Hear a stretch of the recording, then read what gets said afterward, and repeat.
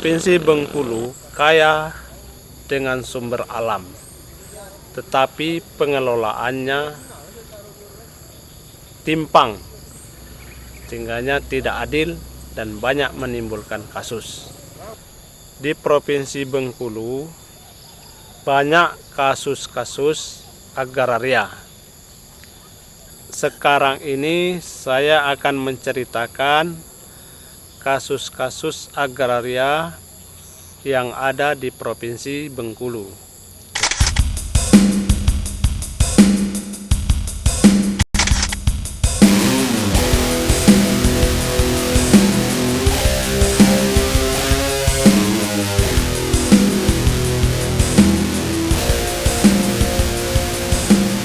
Pak Sri, coba ceritakan kasus-kasus yang ada di Kecamatan Sukaraja ini yang telah dirasakan oleh masyarakat.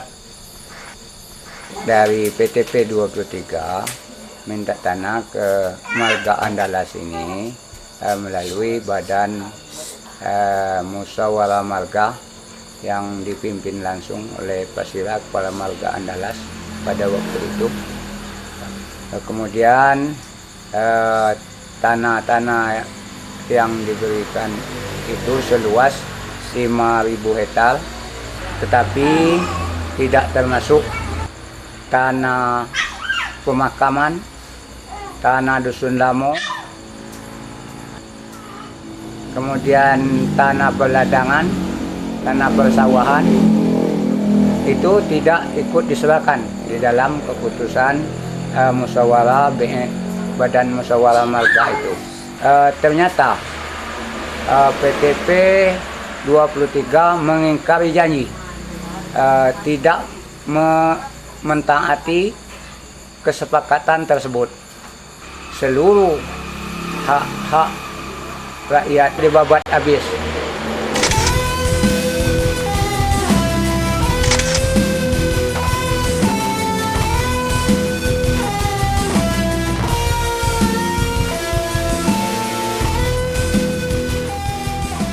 Pada awalnya masyarakat menyambut baik kehadiran PT Agri Andalas. Tapi setelah pelaksanaan tanah kami dirampas, tanam tumbuh digusur tanpa diganti rugi, maka masyarakat merasa ditipu oleh PT Agri Andalas.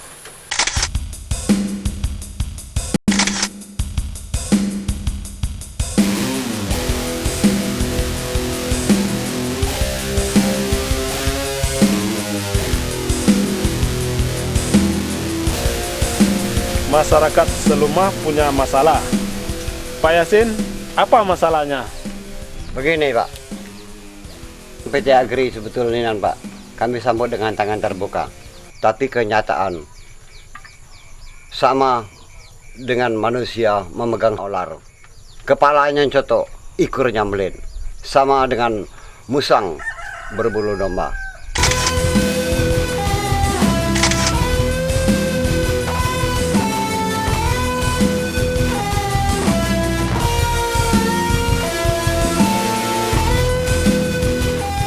Kami warga transmigrasi berasal dari 3 daerah, Jawa Barat, Jawa Tengah, Jawa Timur. Transmigrasi ke daerah Bengkulu, Desa Airbriukan, Kecamatan Seluma, Kabupaten Bengkulu Selatan. 1975 dipindahkan di lokasi Desa Airbo 1, Kecamatan Kerkap, Kabupaten Bengkulu Utara. Nah, di sini juga dijanjikan oleh pemerintah akan diberi lahan 2 hektar dengan rincian 1/4 atau 0,25 lahan pekarangan, 0,75 lahan peladangan, 1 hektar lahan pesawahan. Selanjutnya 1981 pemerintah menyerahkan surat kepada warga transmigrasi kepada kami. Nah, kemudian kami akan mencari lahan digarap. Selanjutnya ternyata lahan 0,75 dan 1 hektar belum dibebaskan oleh pemerintah kepada penduduk. Nah, selanjutnya sampai sekarang pemerintah tidak peduli lagi dengan warga kami. Jadinya yang kami miliki, yang kami kelola untuk menghidupi anak, istri, hanya lahan pekarangan inilah 1/4 hektar.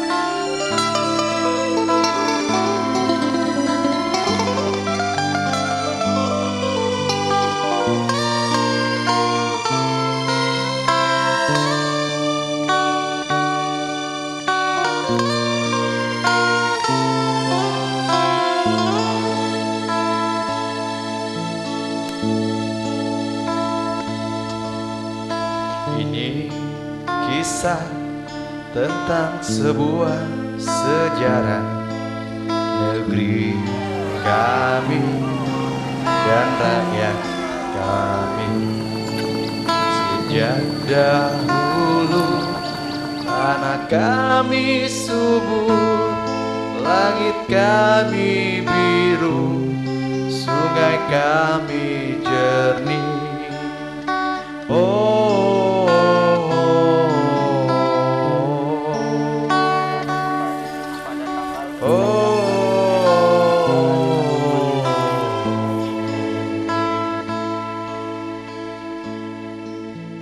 Dari 4 kasus ini kita perlu bersatu di satu wadah.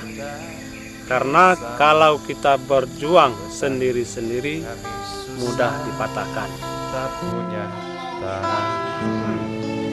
Sejak dahulu tak ada yang baru, selalu saja rakyat sengsara. Rakyat sengsara. Kongres Serikat Tani Bengkulu pertama kali diselenggarakan pada tanggal 15 hingga 17 November 1998. Kongres ini berjalan cukup lancar, meskipun bagi petani hal ini merupakan pengalaman pertama mereka membahas kepentingan-kepentingan mereka di dalam sebuah forum yang resmi.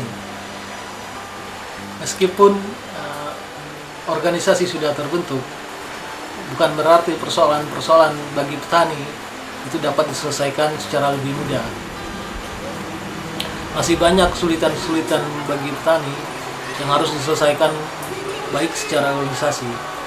Misalnya, adanya upaya pemecah belahan dari pihak luar, adanya soal-soal tudingan negatif dari pihak-pihak lain, kemudian ada fakta bahwa petani-petani baik yang dalam organisasi sebagian besar itu tidak punya lahan.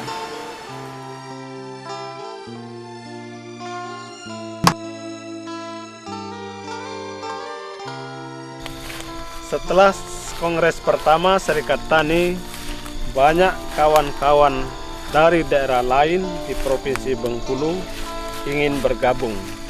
Seperti petani Putri Hijau melawan TC SSP dan PT Air Moring.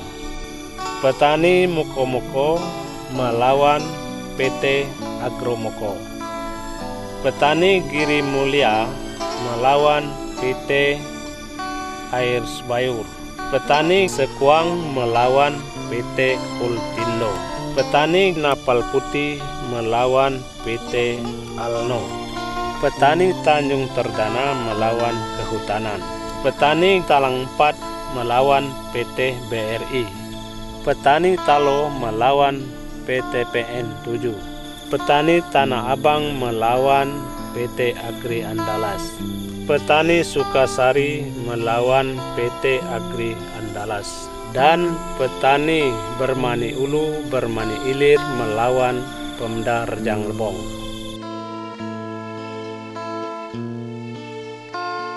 Mengaku berdasarkan punya sertifikat tanah sejumlah 33. Sekarang ini kami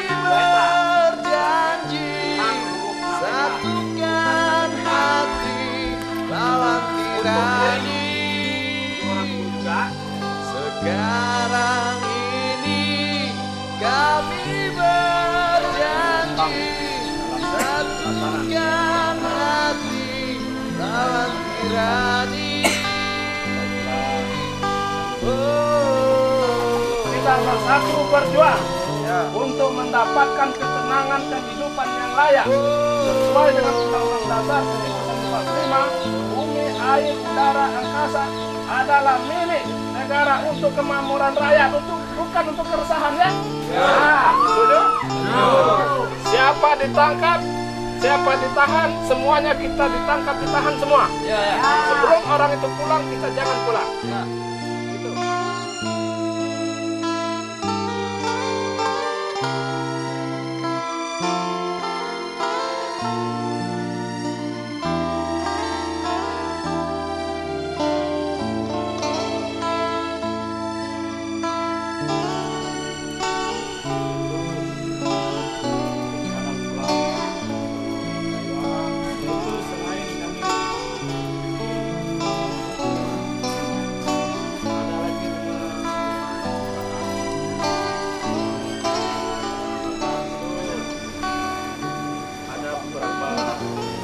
Kasus-kasus permasalahan-permasalahan yaitu tentang hak asasi kehidupan kami warga.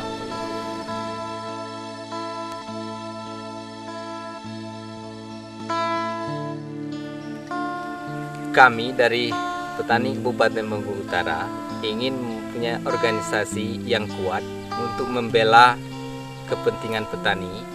Untuk itu kami untuk bergabung ke STAP.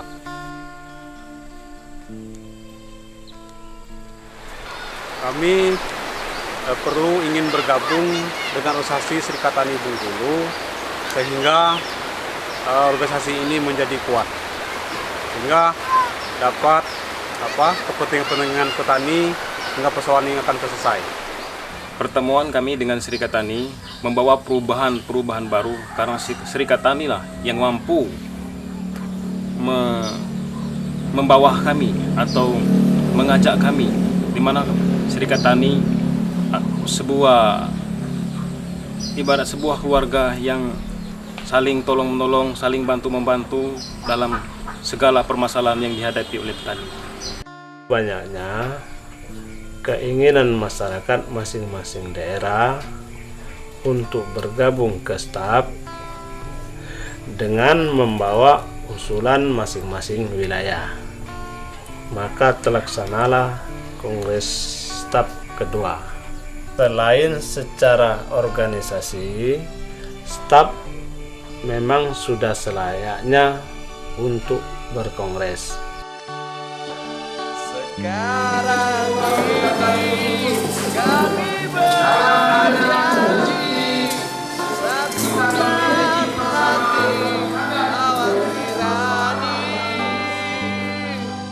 Sekarang ini kami berjanji satukan hati lawan tirani.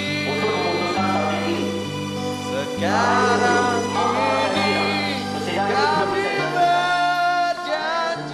sebagai panitia, saya melihat antusias para petani waktu itu. Mereka sampai memberikan hasil bumi mereka, misalnya kayak beras, kemudian kopi, kemudian hasil-hasil tani lainnya untuk penyelenggaraan kongres.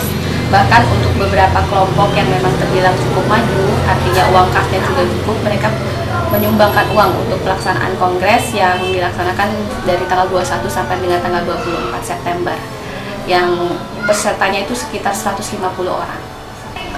Dalam kongres 2 STAP itu Pak Amri Jausa kemudian terpilih menjadi ketua STAP.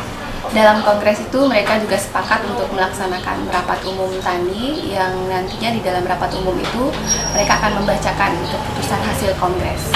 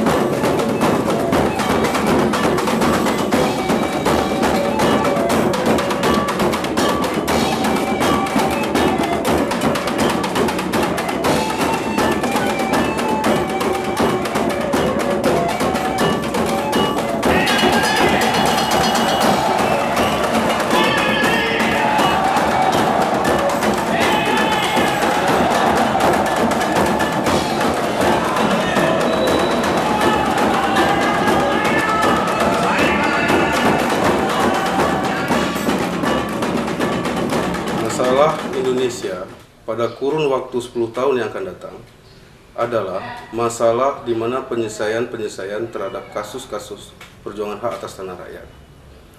Masalah kasus hak atas tanah rakyat ini terjadi di seluruh Indonesia. Masalah itu terjadi karena kebijakan pemerintah pada tahun 80-an, di mana pada masa itu seluruh kebijakan ekonomi memberikan ruang yang sangat berlebihan kepada para pemodal, para investor, kepada orang-orang yang punya uang untuk mendapatkan hak atas tanah yang berlebihan, dan itu diakomodir oleh negara. Ini adalah ciri-ciri sebuah kebijakan ekonomi pada zaman penjajahan diadopsi, diambil alih langsung oleh pemerintah untuk diterapkan kepada rakyatnya pada tahun 80-an itu. Masalahnya adalah peraturan undang-undang yang dikeluarkan sejak masa itu, tahun 80-an itu, tidak pernah berpihak kepada kepentingan para kaum tani. Akibatnya adalah pada saat ini hak atas tanah rakyat mengalami peminggiran.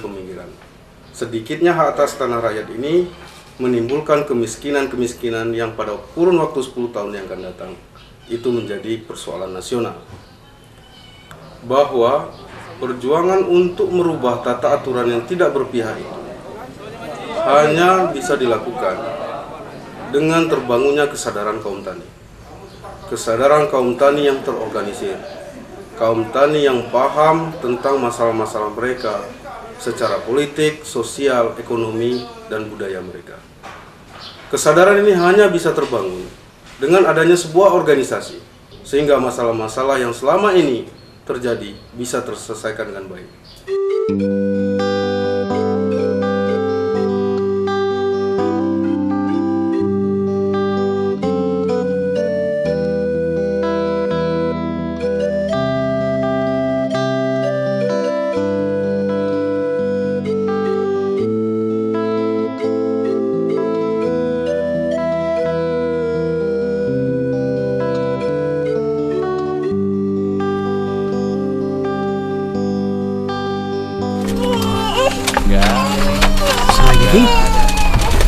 Jadi waktu itu saya sempat ditangkap oleh Kodim.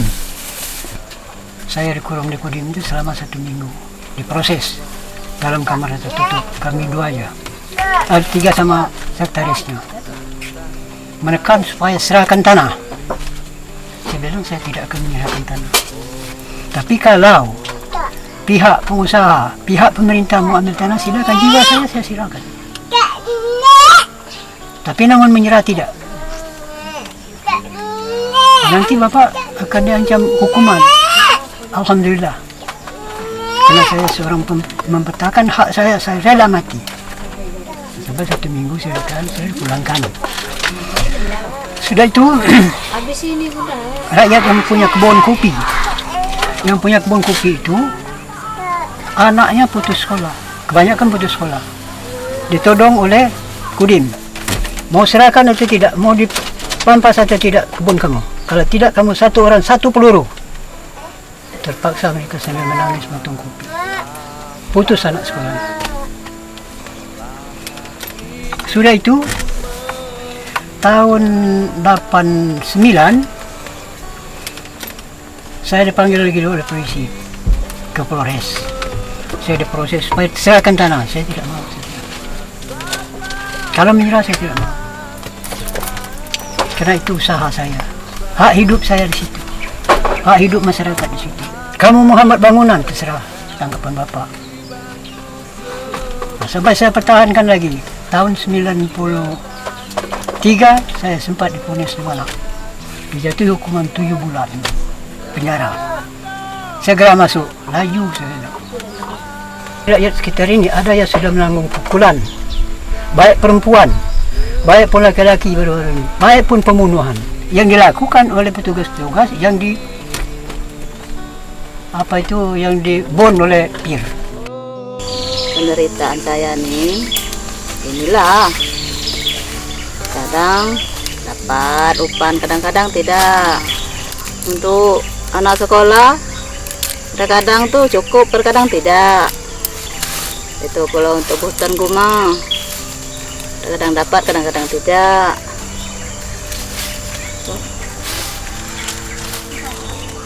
pencarian tidak ada. Suami saya dibunuh oleh Pir.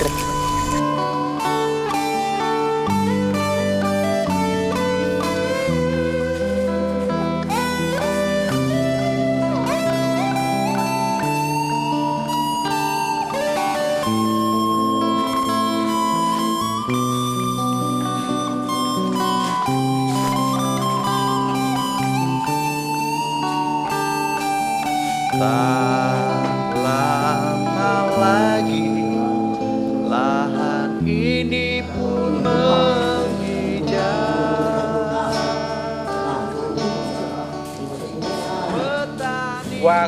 Waktu masuknya PT Agromuko ke lahan masyarakat yang diserobot oleh PT Agromuko itu, rumah-rumah di kebun gitu, kebun masyarakat itu masih kokoh, masih berdiri, masih digarap oleh masyarakat. Dan lagi padinya pun ya padinya belum habis dipanen gitu. Itu diserobot pakai bulldozer. Dikawali sama TNI, polisi ini tadi. Petani Bengkulu dengan petani seluruh Masalah kasus-kasus yang ada di Bengkulu ini, ternyata di sini banyak petani mengeluarkan biaya untuk mengurus dari tingkat desa, camat, bupati, DPR, daerah, dan ke pusat. Nah di sini jelas kami itu kesana kemari itu banyak meninggalkan pekerjaan, dan petani pun banyak sering kumpul-kumpul karena musyawarah-musyawarah tadi, sehingga pertaniannya itu agak terkapar begitu karena waktu banyak tersita, waktu hilang. Sudah kehilangan waktu, kehilangan ya dana karena untuk mengurus urusannya itu. Yang kedua kalinya kami merasa sangat menderita bahwa kami sangat tidak mempunyai harapan generasi kami ini akan mempunyai sumber daya manusia yang tinggi. Dengan alasan apa? Karena kami tidak mampu untuk menyekolahkan itu. Kadang-kadang warga di sini ada peting sama bapak kan perlu ada urusan peting, kadang minta surat. Nah, tahu-tahu bapaknya belum pulang, jadi harus nunggu lama gitu. Jadi saya juga ya nunggu bapak di luar kan, ngobrol sama orang itu. Nah, nunggu bapak kan, terpaksa saya melayani masyarakat dulu sebelum bapak pulang. Tambah lagi Pak, kalau saya ikut berangkat kan, ikut aksi ke sana, anak-anak tinggal nggak terurus, kadang dititip sama orang, dan juga kebun tinggal nggak terurus lagi. Nah, dan juga mau berpergian itu kan perlu biaya, jadi tambah lagi biaya, itu biaya sendiri. Dan juga penghasilan kebun, kerjaan kebun tinggal, jadi semuanya terbengkalai semua.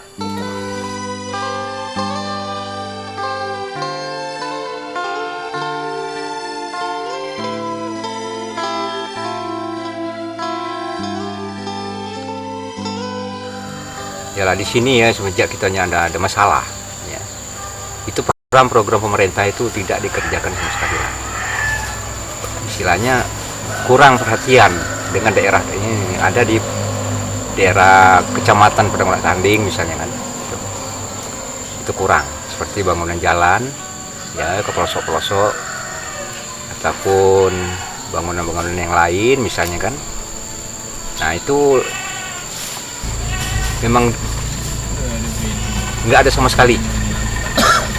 Kalau jalan cuma rusak parah, masuk pelosok-pelosok daerah-daerah yang tempat pelosok itu nggak bisa dilewati oleh kendaraan setengah itu. Jadi merugikan para petani, terutama sekali hasil tani. Ini harga merosot, karena solidnya hubungan. Ya kebanyakan artinya hasil tani itu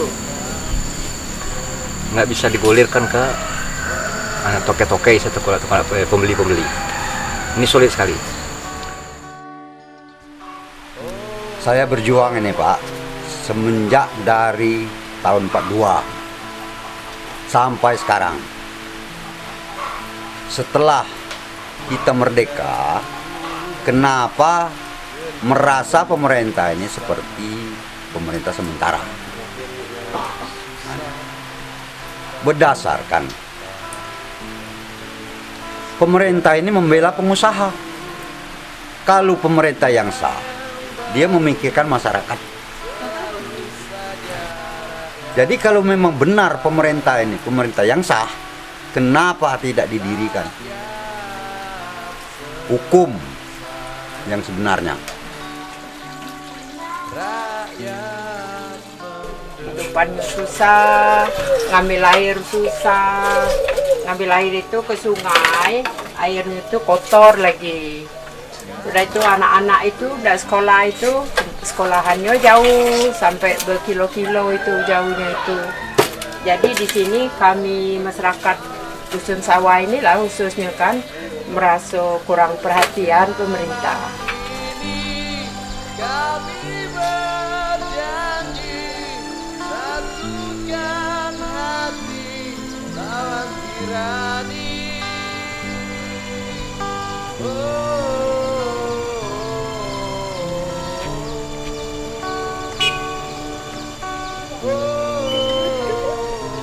Persoalan kasus-kasus perampasan tanah yang terjadi di Bengkulu itu kan memang sudah jelas faktanya, itu ada proses kekerasan negara terhadap petani, kemudian yang jelas di situ ada hilangnya ongkos sosial. Jelas juga menunjukkan bahwa negara jelas membiarkan persoalan ini seperti terlepas dari persoalan kenegaraan. Ini persoalan yang besar ini yang harus segera ditangani. Karena kerugian-kerugiannya itu jelas tidak hanya bisa ditebus dengan cara-cara yang normatif atau cara-cara yang sangat economically gitu, tidak bisa, karena kerugiannya bukan hanya pada tingkat material, tapi juga ada tingkat imaterialnya juga. Kerugian material bisa dihitung secara ekonomi, kayak umumnya kerugian hak akses tanah gitu ya, akses tanah, karena kasus tanah mereka terampas, dia nggak punya lahan lagi untuk produksi. Hilangnya itu juga ada hilang yang memang secara sengaja, memang secara sistemik memang dirampas tanahnya, ada yang memang melalui proses yang langsung dengan kekerasan dirampas kan gitu ya. Kalau dia tanahnya hilang, dia tidak produksi, dia jadi buruh, kemudian anaknya jadi apa?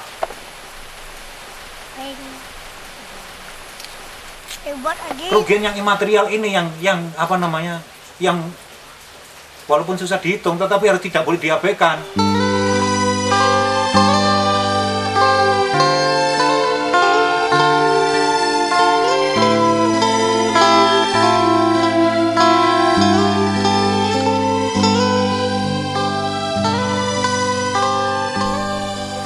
Semakin lama kasus-kasus tanah di Bengkulu semakin banyak, bahkan dapat dikatakan seperti benang kusut. Sebenarnya tidak sulit jika ingin diselesaikan. Menurut saya ada 3 hal yang menjadi prasyarat penting untuk menyelesaikan kasus-kasus tanah ini. Pertama, harus ada kebijakan pemerintah yang berpihak pada petani. Misalnya, harus ada undang-undang yang mengatur batas minimal kepemilikan tanah. Dalam perhitungan kita, di Bengkulu paling tidak 1 kepala keluarga harus memiliki idealnya 5 hektar lahan. 5 hektar lahan itu cukup untuk dijadikan modal bagi petani dalam hal biaya sekolah, biaya kesehatan, sandang, pangan, dan tempat tinggal. 2, di dalam undang-undang tersebut juga harus memuat satu dukungan pemerintah atas lahan yang dimiliki oleh petani. Misalnya harus ada dukungan yang konkret dalam bentuk pendidikan, keterampilan bagaimana bertani yang baik. Harus ada subsidi terhadap pupuk, bibit, dan modal. Sebagai contoh, BRI hanya menganggarkan 0,23% anggarannya untuk diberikan kepada petani atau rakyat kecil. Itu membuktikan bahwa negara ternyata tidak memberikan satu dukungan penuh kepada rakyat kecil atau petani. Yang terakhir adalah satu hal yang tidak bisa dilupakan dalam penyelesaian kasus tanah ini adalah persatuan kaum tani. Jika tidak ada persatuan kaum tani, maka selamanya petani akan pada posisi sebagai korban. Tanah Sejak dahulu tak ada yang baru, selalu saja rakyat sengsara. Rakyat sengsara, rakyat menderita.